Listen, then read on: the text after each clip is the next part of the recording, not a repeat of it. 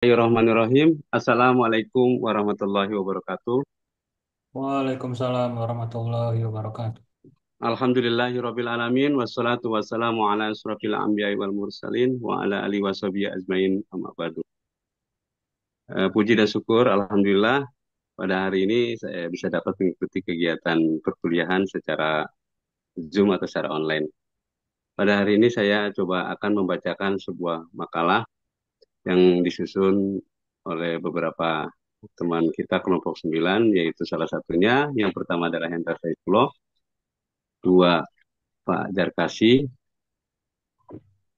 tiga Pak Apandi, di mana makalah ini berjudul tentang metode penelitian studi kasus. Mungkin saya akan bacakan dari bab satu mungkin sampai akhir ya, karena kawan-kawan yang lainnya nih tadi sudah japri nggak bisa pulang atau memang masih kerja.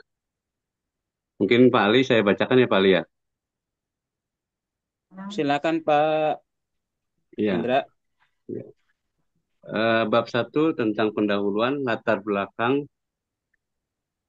fenomena pendidikan pesantren di Indonesia selalu menarik untuk dikaji, khususnya karena pesantren bukan hanya berperan sebagai lembaga pendidikan, tapi juga sebagai pusat pengajaran moral dan spiritual.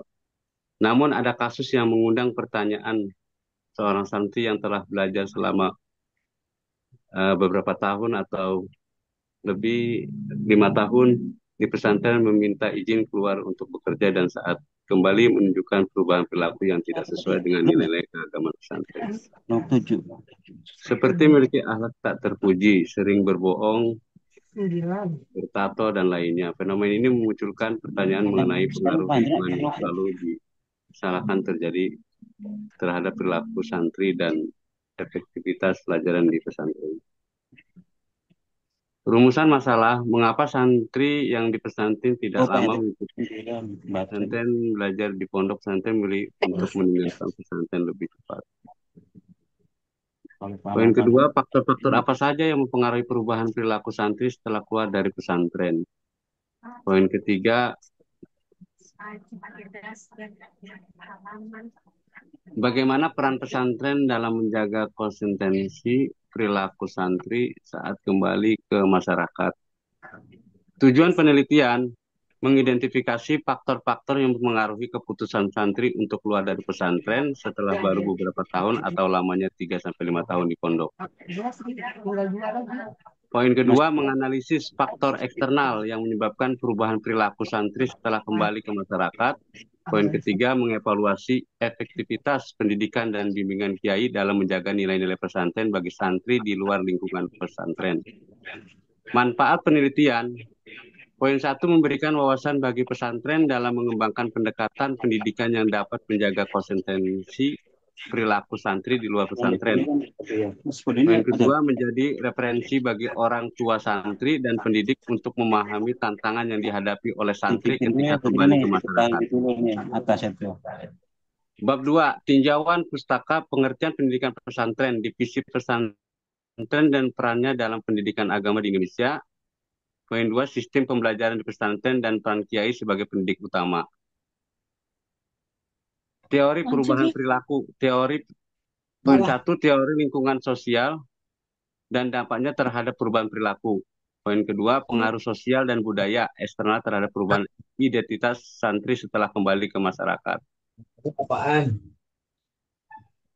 Kajian empiris tentang perilaku santri. Studi-studi sebelumnya yang membahas tentang perubahan perilaku santri setelah meninggalkan pesantren. Poin kedua, kasus-kasus serupa yang terjadi di pesantren lain dan bagaimana lingkungan luar Ya, mempengaruhi santri. udah itu aja. Bab 3, metodologi penelitian. Metodologi penelitian. Desain penelitian. Penelitian ini menggunakan pendekatan kualitatif dan kuantitatif dengan metode studi kasus untuk menganalisis pengalaman mendalam seorang santri yang menunjukkan perubahan perilaku setelah kembali di pesantren. Subjek penelitian. Poin satu, subjek utama adalah seorang santri yang telah belajar di pesantren selama 3 sampai 5 tahun dan kemudian keluar dan untuk bekerja dan lainnya. Poin kedua, informan tambahan orang tua santri, kiai pesantren, dan teman-teman sepesantren untuk memberikan perspektif tambahan. Teknik pengumpulan data. Poin satu, wawancara mendalam dengan santri, kiai, dan orang tua untuk mendapatkan pemahaman menyeluruh mengenai latar belakang dan faktor-faktor apa saja yang mempengaruhi santri ingin cepat keluar dari pondok serta memiliki perubahan perilaku yang kurang baik jika di luar pondok pesantren. Poin kedua, observasi terhadap lingkungan pesantren dan lingkungan sosial santri setelah keluar dari pesantren. Poin tiga, dokumentasi berupa catatan tentang santri selama berada di pesantren serta arsip-arsip terkait kegiatan santri di pesantren. Teknik analisis data. Data yang diperoleh dianalisis secara tematik dengan mengidentifikasi pola-pola dari faktor internal dan eksternal yang mempengaruhi perilaku santri. Poin dua, triangulasi dilakukan dengan membandingkan hasil wawancara dari berbagai sumber dan mengaitkannya dengan kajian literatur yang ada. Hasil dan pembahasan deskripsi kasus. Satu, gambaran gambaran umum tentang santri yang menjadi subjek penelitian, latar belakang keluarga, kehidupan di pesantren, dan pengalaman setelah keluar dari pesantren. Pengalaman santri selama 5 tahun di pesantren dan proses permintaan izin untuk keluar. Poin tiga, faktor-faktor penyebab santri keluar dari pesantren. Alasan santri memilih keluar dari pesantren untuk bekerja dan lainnya. Dua, dinamika antara tekanan ekonomi, keinginan pribadi, atau pengaruh lingkungan luar. Tiga, perubahan perilaku setelah kembali ke masyarakat. Poin satu, analisis faktor eksternal seperti pergaulan, budaya kerja, dan lingkungan sosial yang mempengaruhi perubahan perilaku santri. Poin tiga, bagaimana nilai-nilai pesantren mungkin tidak cukup kuat dalam menghadapi tekanan lingkungan luar. Peranan pesantren dalam membentuk identitas santri. Poin satu, evaluasi peran kiai dan metode pendidikan pesantren dalam membentuk perilaku santri. Poin dua, diskusi tentang bagaimana pesantren dapat lebih efektif dalam menjaga integritas moral santri ketika mereka kembali ke masyarakat. Bab 5, baik, kesimpulan dan rekomendasi. Kesimpulan mengenai hubungan antara pendidikan pesantren, perubahan perilaku santri, dan pengaruh lingkungan luar. Poin 2, faktor-faktor yang paling dominan mempengaruhi perubahan perilaku santri setelah keluar dari pesantren. Rekomendasi, satu, rekomendasi untuk pesantren dalam mengembangkan pendekatan pendidikan yang lebih adaptif terhadap tantangan dunia luar. Poin 2, saran untuk orang tua dan masyarakat dalam mendukung nilai-nilai pesantren ketika santri kembali ke rumah. Mungkin itu saja. Terima kasih banyak Pak Ali. Yang ini apa namanya makalah saya sudah bacakan. Mungkin ada Siap. Ya, kekurangan dan selamat. kelebihannya. Baik. Wassalamualaikum Oh, warahmatullahi wabarakatuh. Waalaikumsalam Oke. warahmatullahi wabarakatuh. Terima Waalaikumsalam kasih, Pak. warahmatullahi wabarakatuh. Masalah. Mantap. Cepat selesai ya. Terima kasih Pak Hendra Iqbal. Tadi kayaknya agak sedikit salah itu ya. Itu jadi ke proposal atau mungkin ke skripsi atau ke jurnal. Tapi ya nggak apa-apa lah. Tapi berarti nanti Pak Hendra untuk tugasnya, untuk UASnya itu berarti nanti pilih satu metode penelitian ya. Baik. Metode penelitian ya pada semuanya. Iya, betul. Kalau tadi itu udah penelitiannya. Kalau mata mata kuliah kita ini masih metodologi penelitian. Kebetulan, walaupun saya ngambilnya juga dua, baik itu kuantitatif ataupun kualitatif, ataupun mixed method, atau kemarin kita sebut dengan Islamic Research Approach gitu ya. Jadi kita ilmunya saja. Kalau hasilnya nanti mata kuliah besok kalau nggak salah ada tuh mata kuliah untuk pembuatan proposal tes skripsi ya, skripsi. Kemudian nanti kalau kuantitatif dengan Pak Dr. Zainal Abidin ya. Nah, itu jadi ya kita bagi-bagi ya. Jadi kalau saya sendiri memang lebih senang itu kepada metodenya atau caranya ya. Jadi tidak hanya mengambil kesimpulan, oh ini boleh, ini nggak boleh, ini tidak etikat, ini tidak itu. Tapi Anda itu bagaimana ketika menetapkan, ketika menyimpulkan itu. Nah, cara menyimpulkan itu juga bukan hanya dengar saja. Kalau dengar saja ya itu orang awam gitu ya. Tapi kita tahu, oh ternyata begini, ternyata tadi misalnya saya mau nanya nih ke ke Pak Hendra nih, misalnya nih ya Pak Hendra nih saya mau nanya nih, Ya, baik. kalau perempuan Ya, boleh baik, nggak sih baik. main bola Pak Hendra? Nggak boleh. Kenapa? Laki-laki aja nggak boleh, Pak dosen di Oh sini. laki-laki nggak boleh main bola, kenapa tuh? Iya, nggak boleh. Ya, saya sih sebetulnya kurang paham ya, karena saya bukan lama di pondok gitu. Nggak Enggak, lama di kenapa pondok. laki-laki nggak boleh main bola kan sekarang udah biasa. Ya, jadi mencontohkan orang-orang terdahulu, orang Yahudi, di mana eh, waktu itu, waktu Hasan Hussein atau apa itu ya, yang di lehernya dipenggal, dibuat main bola. Sehingga budaya daerah Kimande sini, ketika anaknya laki-laki baik perempuan dilarang untuk bermain bola. Dan Wih, memang sudah enggak, pada saya betul sudah dipatwakan di eh, ulama di sini itu diharamkan gitu. ya, baik-baik. Saya sangat menghormati sekali gitu ya. Dan Ya, itu gitu. memang bagian dari apa? Fikih ya, pemahaman. Tadi berarti pertanyaan saya salah. Jangankan jangankan perempuan gitu ya, yang laki-laki aja di beberapa wilayah nggak boleh gitu Iya, ya. iya Ya Pak kalau saya dosen. sih mungkin kalau laki-laki masih masih boleh lah gitu ya, karena dia asal sama tidak ada unsur-unsur yang diharamkan. Misalnya pakaiannya juga mungkin panjang gitu ya. Kemudian juga ada tidak ada unsur perjudian dan sebagainya. Tapi saya mau nanya ini tadi mungkin ya, anggap Iya, saja lah laki-laki itu boleh kemudian atau mungkin gini Pak Hendra ya, ada iya dua baik, sebenarnya ini yang walaupun jawabannya itu sama. Yang pertama adalah baik. kalau umpamanya yang pertama itu kenapa tidak boleh baik laki-laki ataupun perempuan, kenapanya itu pakai metode penelitian. Yang kedua, kenapa laki-laki boleh perempuan tidak boleh. Ya, yang umum mungkin ya, oke lah kita mungkin anggap saja laki-laki itu boleh, perempuan tidak boleh. Pasti metodenya seperti apa untuk menetapkan. Nah, itu yang paling penting. Kalau hasil silakan saja mau boleh mau tidak boleh. Kalau saya masing-masing kembali ke masing-masing. Kira-kira gimana Pak Hendra nih? Masih dasarnya gitu. Mungkin baca fatwanya sebenarnya udah tahu juga tuh. Kayak gimana kira-kira nih? Silakan. Ya, baik. Untuk sepengetahuan saya, Pak dosen, ini kan anak laki-laki dan perempuan dilarang keras untuk bermain bola. Mhm. Kalau untuk mencoba bagaimana metode ya penelitiannya, Mhm. kenapa perempuan itu tidak boleh? Mhm.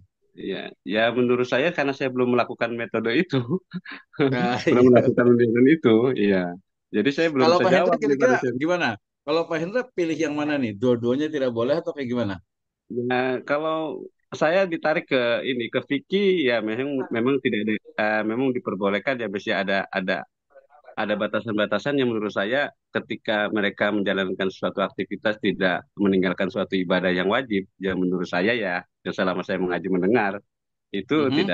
tidak masalah, yang kecuali Homer berjudi ya kan, Oke, seperti tidak itu masalahnya berjudi. punten saya potong nih. Tidak Ya, masalah itu kan kalau dalam fikih itu namanya itu mubah. Nah, mubah. untuk menentukan itu mubah, boleh gitu, jais gitu ya. Itu Hmm. gimana caranya? Ya, kalau saya mendasar saja, Pak. Jadi kalau ketika memang dasarnya di Al-Quran itu tidak menentukan pasti dari apa, mengharamkan, ya itu menurut saya ya boleh gitu. Ah, itu Ya ya. gitu. Kalau Nah, berarti yang dari Quran di Al-Quran diharamkan berarti haram, yang tidak berarti ya masih boleh gitu ya. masih boleh, karena masih ada perbedaan pemahaman tentang tentang sesuatu fikih itu kan, ada Iya, perbedaan. betul, betul, betul. Ya, nah Ya yang menurut paling saya penting Pak tadi dosen. memang metodenya. Ya, terima kasih Pak Hendra, menarik nih. Saya juga Iya, baru sama-sama. tahu nih di Cimande itu nggak boleh gitu ya.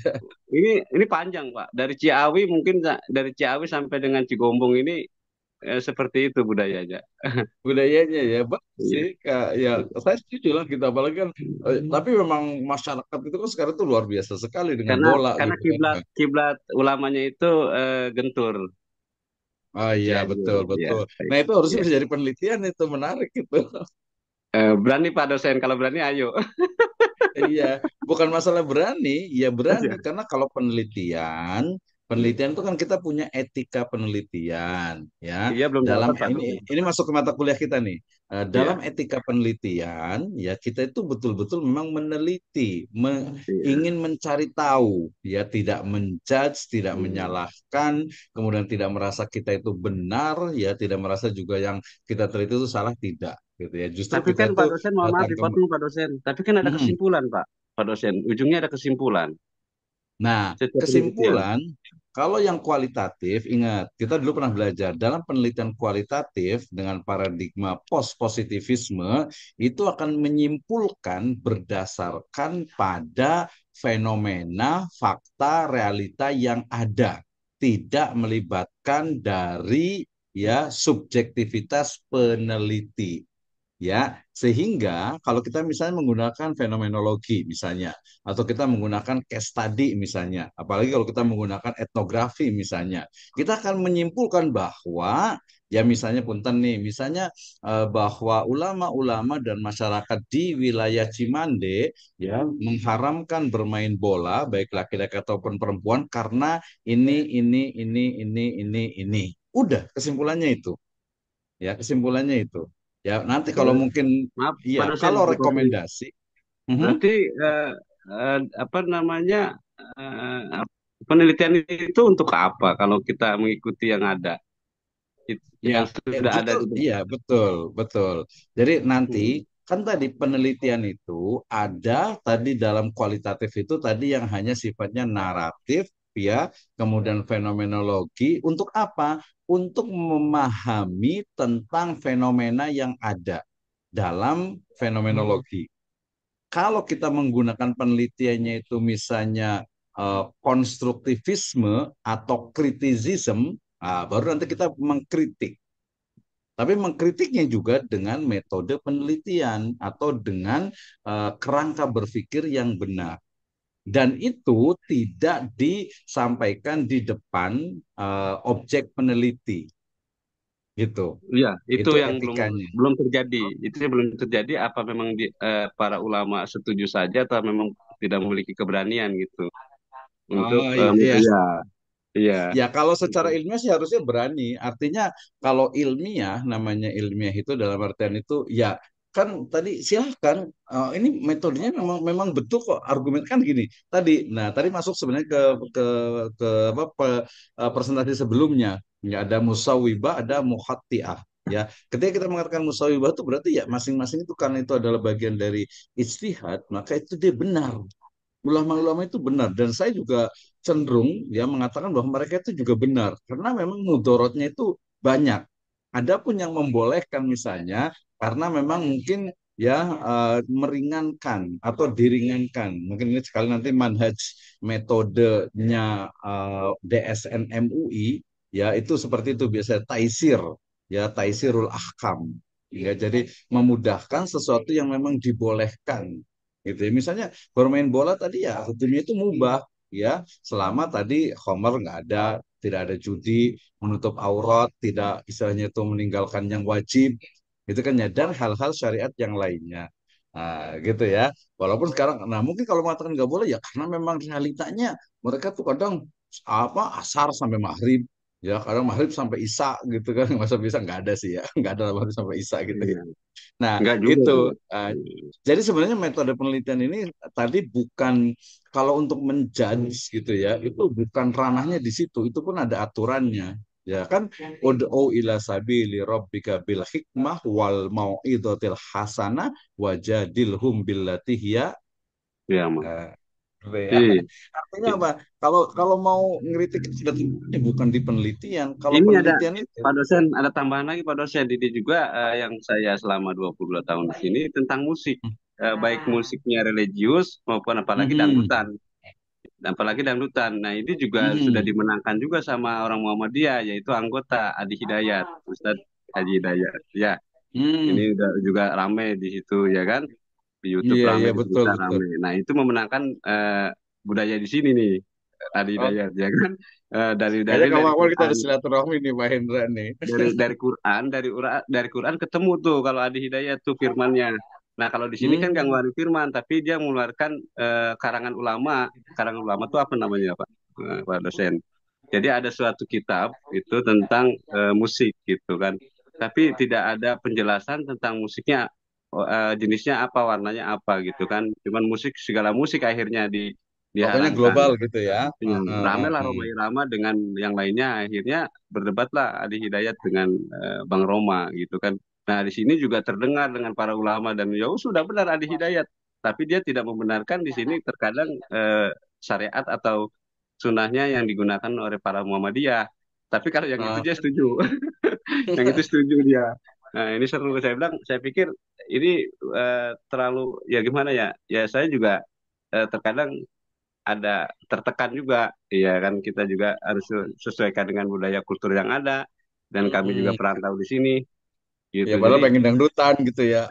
bukan gitu Pak dosen, kan Bukan, bukan. setidaknya kalau Maaf salawat bercanda. religius, kan saya punya pondok pesantren juga mengelola di Iya manajemennya. betul betul. Saya Mhm. punya alat-alat hadro gitu kan, Hadro itu betul betul. hadro. Nah, itu tetap Iya hadro kalau itu di diharamkan, sedangkan habaib memberikan kami untuk berlatih, ada yang menyumbang gitu kan. Tapi dia bilang, Hmm. iya, disampaikan kembali kepada saya, itu kan habaib. Ba- Itu kan habaib, iya, ya kan. Kita tuh Heeh. bukan habaib, ya nggak bisa gunakan alat itu, gitu, katanya gitu. Hmm. Nah, makanya banyak sekali lah, Bogor ini luar biasa di bidang ini. Ya, makanya Iya penelitian-penelitian betul memang betul diperlukan. betul. Cuman penelitian Iya yang, betul. iya, Pak dosen, penelitiannya ini kan harus ada kesimpulan yang pasti, gitu, harus berani mengatakan, eh, istilahnya gimana ya?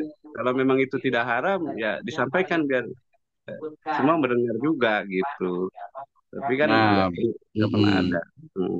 Nah, jadi gini, kalau dalam penelitian itu, makanya ada banyak jenis penelitian, gitu Iya, ya. Ada banyak jenis penelitian. Ini jenis terutama penelitian. nanti yang kualitatif ya, karena memang kemasyarakatan.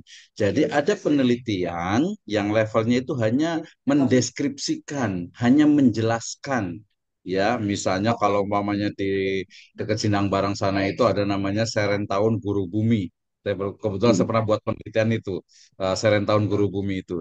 Ya saya hanya mendeskripsikan tentang ya acara, ya orang menyebutnya mungkin kayak ritual gitu ya, Serentahun Guru Bumi.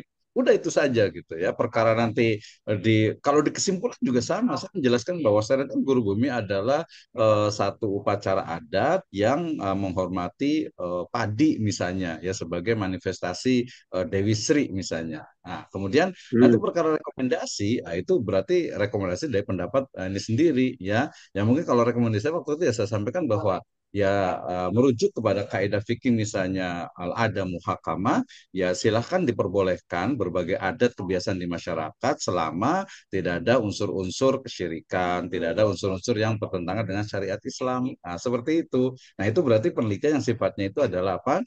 Deskriptif ya, hanya menjelaskan naratif studies ya, termasuk juga sebenarnya untuk case study, kemudian tadi fenomenologi, termasuk juga grounded theory ya.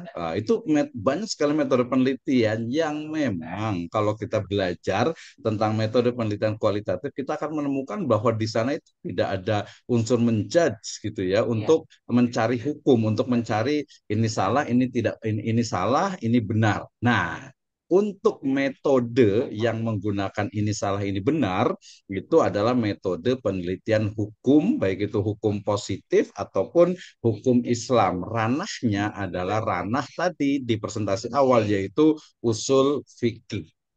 Nah, berarti metode penelitiannya kalau kita ingin menyatakan ini benar ini salah berarti menggunakan usul fikih. Kalau mau sedikit filosofis menggunakan makosid syariah. Nah, jadi kita jadi tahu, oh ternyata penelitian itu bukan hanya kalau penelitian sifatnya itu mencari benar salah itu ya kaitannya dengan hukum, dengan fikih gitu ya. Walaupun tadi fikih itu ulama sepakat bahwa fikih itu sifatnya itu doni ya. Doni itu adalah kebenaran yang sifatnya itu tadi disebut dengan probability ya, validitasnya itu bisa jadi yang ini benar bisa jadi salah gitu kan ya. Nah, itu Baik, perlu Pak dosen, belajar maaf pasal. dipotong. Berarti itu kan diharamkan. Ya, berarti kan sudah final, sudah diharamkan. Hasil hasil diharamkan. Jadi kayak bola, musik itu diharamkan. Itu kan haram, Iya, itu kan final. Berarti hasil hasil kesepakatan berarti kan? Gimana tuh iya Pak dosen? betul. Iya Terus betul. penelitian Tapi itu buat apa? iya, Penelitian penelitian itu, itu. jadi penelitiannya itu untuk mendeskripsikan, untuk memahami cara berpikirnya mereka kenapa menjadi haram. Itu. Nah ya, jadi penelitian kan tadi banyak model Enggak, peneliti ya. nanti Kalau enggak model tadi munculnya kita, enggak munculnya enggak jadi merendahkan nanti keilmuannya.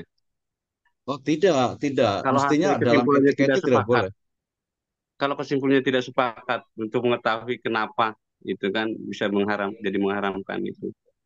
Kalau menurut saya tidak. Kenapa? Karena justru nah ini bedanya antara mungkin, mohon maaf nih, mungkin peradaban Barat gitu yang mereka itu sangat open mindset, sangat terbuka, sangat siap untuk dikritik. Nah, dengan mungkin budaya kita Timur yang mungkin agak-agak takut kritik gitu ya. Jadi beda dikit udah, wah ini udah beda nih gitu ya. Nah, Demo, itu memang demo. juga memang perlu dijaga gitu ya. Tapi Iya. mestinya kalau penelitian itu tidak. Ya pertama kita sama sekali tidak ada unsur untuk merendahkan, untuk menyalahkan tidak. Tapi kita betul-betul meneliti misalnya nih ya, oh ternyata satu sisi kalau kalau hipotesis jawaban sementara sih sisi-sisi tertentu mereka itu benar gitu ya, tapi ada sisi-sisi lain yang mungkin juga tidak tepat. Kenapa? Karena kembali tadi, nah ini yang paling penting, ingat, kebenaran atau haramnya tadi itu adalah konteksnya itu adalah fikih, konteksnya itu adalah hukum yang didasarkan kepada tadi kita sebutnya kesepakatan ulama pada waktu itu. Tapi nanti ada ulama lain yang juga membolehkan, itulah nanti apa yang disebut dengan musawwibah tadi itu, musawwibah gitu ya. Nah, jadi intinya ya dalam penelitian ini tadi kita lihat dulu penelitian yang mana. Kalau penelitian fikih mestinya misalnya nih misalnya gitu ya, komparasi perbandingan antara punten ya. Jadi analisis perbandingan antara pendapat ulama-ulama di misalnya punten ya di mana tadi Cimande dengan di Ciomas misalnya. Kita bandingkan. Ya mungkin Ciomas membolehkan bola, yang ini membolehkan tidak boleh. Nah kita bandingkan saja. Nah perkara tadi kemudian, oh ternyata masing-masing punya kelebihan kekurangan. Disitulah fungsi dari peneliti yang memiliki tasamuh atau toleransi atau menghormati pendapat khususnya terkait dengan apa? Dengan hal-hal yang sifatnya furu'iyah atau fiqhiyah. Nah, Iya, itu. betul. Iya. Makasih Pak dosen. Terima kasih Ya, banyak menarik penjelasannya. nih. Tapi nanti Menarik. tugas Di buat saya, masyarakat itu maaf Pak banyak. dosen, nanti tugas saya penelitiannya tentang studi kasus saja. Bagaimana santri ini memiliki tentang akhlak itu di tentang pondok pesantren Salafi. Saya itu aja deh. Karena ini banyak kekurangan menurut saya di Salafiyah ini kan. Karena tidak ada support atau dukungan dari pemerintah. Nah, kalau Gitu. tadi yang tugasnya Pak Hendra itu tugas untuk nanti skripsi. Kalau di Oh, metode penelitian ini alatnya. Misalnya nih, berarti Pak iya Hendra itu paham. kan mau meneliti tentang misalnya nih evaluasi. Udah berarti tugasnya itu adalah metode penelitian evaluasi. Nah, Metode penelitian misalnya bisa evaluasi. pakai teorinya CIPP, bisa Kirkpatrick, bisa analisis Penelitian SWOT evaluasi. gitu. Evaluasi. Betul. Jadi Iya. metode penelitian evaluasi, Iya, itu. evaluasi Itu penting program. sekali. Kasihan Mm-mm, Salafiyah, Pak dosen. Iya, tidak ada betul. support. Lepas kontrol, kasihan kan. Harus terus dibantu. Tetap berikan masukan walaupun diterima dan tidaknya. Nanti kan ketika ada hasil yang tidak baik, pemerintah, MUI, keagamaan, pemerintahan tidak disalahkan. Kalau sekarang kan lepas, Pak. Mm-mm. Pak dosen, karena saya udah hampir 5 tahun ini di pondok pesantren bagian bagian administrasi gitu. Salafiyah ya, gitu. Salafiyah bukan Ya, modern. ya Jadi betul betul betul. ya, Saya paham tidak sekali. ada dari pihak Mm. pemerintah pun nengok-nengok saya ini. Mm, Gitu. mm, mm. Iya. Ya, oke Pak Hendra. Ya, saya paham sekali nih. Kebetulan saya juga lama di Bogor Barat juga ya. Kalau saya di Bogor Selatan, kebetulan arah Cigombong juga. Dulu saya kecamatan Cigombong, sekarang jadi Cijeruk sih. Jadi paham banget tentang Salafiyah nasibnya. Memang sangat ya memprihatinkan sekali gitu ya. Ya, akhirnya makanya termasuk nanti mungkin bisa. Nah itu ke penelitian. Nanti kayaknya saran saya mungkin kalau mau ya skripsinya nanti itu aja. Jadi tema utamanya itu adalah tentang nasib dari pondok pesantren Salafiyah. Kayak gimana sih apakah nanti rekomendasi mereka harus berubah misalnya gitu, atau mereka harus punya kultur yang memang bisa diabadikan. Misalnya ada beberapa pesantren misalnya di Parung, kemudian juga di Tangerang yang mereka salafiyah itu tetap kuat gitu, tapi apa ada unsur-unsur lain juga yang mesti berubah. Gitu. Jadi mungkin judulnya itu adalah evaluasi pembelajaran pondok pesantren salafiyah di Kabupaten Bogor gitu ya. Mungkin studinya nanti di dua pesantren aja. Kalau kalau S1 sih satu pesantren juga masih bisa sebenarnya itu ya. Nanti Satu akan aja Pak mewakili dosen. Satu aja gitu udah ya. hafal kan? Hafal dia. Iya, baik. Terima kasih ya. Jadi Iya. ini pentingnya kita itu kuliah, terutama di mata Iya, Pak. kuliah metodologi penelitian. Artinya, Terima kasih banyak Pak kuliah dosennya. metodologi penelitian itu betul ya, mengajarkan kepada kita untuk pertama mengidentifikasi masalah. Ini masalahnya apa sih? Misalnya nih ya, kita nggak bisa mengatakan bahwa pondok pesantren salafi itu masalahnya itu adalah karena dana misalnya gitu ya. Enggak, menurut saya ini Enggak, bukan masalah dana nih, bukan ya, masalah tapi dana, banyak bukan. faktor. Banyak Banyak faktor. faktor Dana internal dan aman kalau. eksternal ya. Eksternalnya tadi salah satu adalah kebijakan negara punten mungkin gitu ya. Nah, Betul. oke. Jadi mengidentifikasi masalah. Setelah mengidentifikasi masalah, oh ini masalahnya ini. Tapi belum yakin nih masalah ini atau tidak nih. Atau masalah tentang ya mungkin kemunduran pesantren Salafiyah. Kemudian baru dilakukan penelitian. Nah, penelitiannya adalah ingin mengetahui tentang bagaimana sebenarnya atau menganalisis tentang keadaan real dari pondok pesantren Salafiyah. Metodenya, ya pilihannya, teknik pengumpulan datanya, data utamanya, how to analyze, bagaimana menganalisis datanya, kemudian menyimpulkan. Simpulannya harus sesuai dengan apa? Fakta dan data yang valid yang bisa dipertanggungjawabkan. Nggak bisa misalnya hanya dari punten dari satu ustadz saja misalnya gitu ya. Oh harus dari beberapa asatizah, termasuk juga observasi. Nggak bisa hanya dari wawancara saja gitu. Itu sangat subjektif gitu ya. Wawancara pun nanti harus ada pakai triangulasi. Jadi wawancara itu nggak harus tidak hanya satu orang, tapi beberapa orang. Termasuk juga misalnya kalau kita pakai AHP misalnya analytical apa proses network misalnya ANP juga itu kita akan juga bertanya kepada ahli dalam bidang pesantren salafi ini siapa sih nggak yang pakar gitu ya. Nah, kita bisa bertanya ke mereka, bertanya ke minimal 5 orang baru oh ternyata ini masalah dari pondok pesantren Salafiyah. Setelah itu ya eh, how next gitu ya, apa lanjutannya? Tinggal pilih lagi, cari lagi. Berarti pakai research and development R&D ya, research and develop diteliti kemudian dikembangkan. Jadi bukan selesai diteliti tidak harus ada caranya gimana nih biar pondok pesantren Salafi itu maju ya caranya kayak gimana. Nah, itu nanti masuk ke dalam rekomendasi kalau R&D ini biasanya untuk S2 ya atau S3 ya. Kalau S1 sih belum lah ya. Tapi kalau mau ya boleh coba juga Pak Hendra. Oke, terima kasih. Ya, luar biasa. Jadi semangat banget nih. Karena saya memang ini ya suka ya dengan masalah-masalah yang ada di masyarakat gitu. Terima kasih Pak Iya, ini. baik. Makasih Pak dosen. Waktunya. Semangat ya. Cepat selesai nih. Amin. Allahumma amin. Terima kasih. Berikutnya. Itu kata dia, enggak, Masih ada satu lagi ya Pak Limron ya. dosen